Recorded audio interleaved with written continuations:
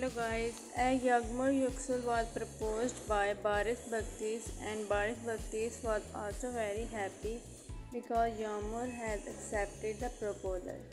Yesterday Barış invited Yağmur and all the family members of Yağmur in the restaurant where he has made some special arrangements for Yağmur and her family.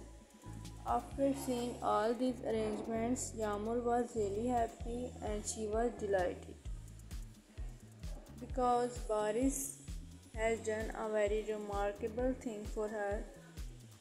He also arranged flowers bucket for her and then proposed her in front of family.